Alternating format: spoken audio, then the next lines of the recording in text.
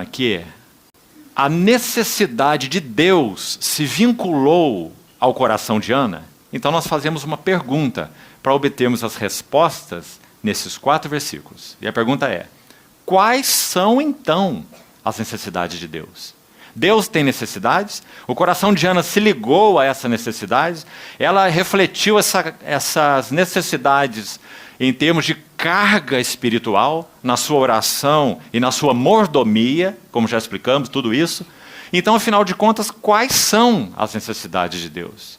Irmão, aqui está uma resposta tripla. Vamos examiná-la juntos? Primeira necessidade de Deus, número 1. Recuperação da sua palavra viva e revelada. Onde está isso aqui? Olha lá o verso 1. Naqueles dias, a palavra do Senhor era muito rara. Irmão, pense comigo e tire aí suas próprias conclusões. Você não é obrigado a concordar comigo. Então pense diante do Senhor. Vamos olhar a igreja de modo geral. Será que de modo geral, como palavra em si, palavra mesmo, a Bíblia, as doutrinas, a palavra, será que a igreja de Deus tem estado carente da palavra nesse sentido? Acho que não. Acho que não, sinceramente. Acho que de modo geral falando, é claro que há situações aqui ou ali onde a Bíblia é usada em cultos 15 minutos, né? Certamente há, você conhece e eu também.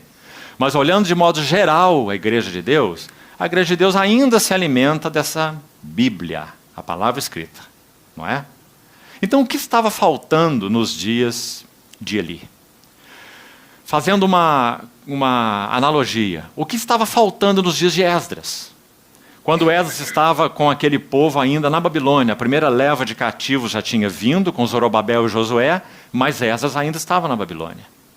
Naquela condição corrompida, mas Esdras havia disposto o seu coração, isso é Esdras 7:10, um homem na Babilônia, Esdras, na Babilônia, não Jerusalém, veja aí, ele havia disposto o seu coração para buscar a lei do Senhor, buscar a palavra do Senhor, cumpri-la, que significa obedecê-la, não adianta buscá-la e não obedecê-la, não é? Então buscar a lei do Senhor, cumpri-la e ensinar em Israel. Esse foi o ministério de Esdras. Agora, a Bíblia estava lá. É dito na história, você pode estudar e vai ver, que Esdras, ele fundou na Babilônia a ordem dos escribas. E o que os escribas faziam? Eram mestres da lei e copistas da lei. Então, dentro da Babilônia já havia a ordem dos escribas, não é? Ou seja, a palavra já estava lá, por causa do zelo de Esdras. Mas, irmão, veja bem, não tinha nenhum efeito nos corações deles. Mas quando Esdras volta para Jerusalém, com a segunda leva de cativos, isso vai estar registrado em Números 8. Acho que você se lembra. Quando eles se reuniram na porta das águas. A figura tão bonita. E é dito a Esdras, é solicitado que Esdras traga a palavra para ser lida diante do povo. E você lembra o que aconteceu, não é? Eles choravam ouvindo as palavras da lei. Eles se curvaram e adoraram o Senhor. Eles ficaram lendo desde a alva até o meio-dia. São mais ou menos 6 horas de leitura da Bíblia. Mas você compreende? Não é uma leitura sem sentido. Não é? Vamos ler esse livro. Esse é o livro da lei. Eu recuperei lá na Babilônia. Não é? E estou aqui com essa ordem de escribas dedicados à Bíblia. Muito mais que isso. Esdras falou a palavra, e aqueles que estavam ali naquele púlpito, como é dito, que foi montado para isso, de tal forma, que diz, todo o povo chorava ouvindo as palavras da lei.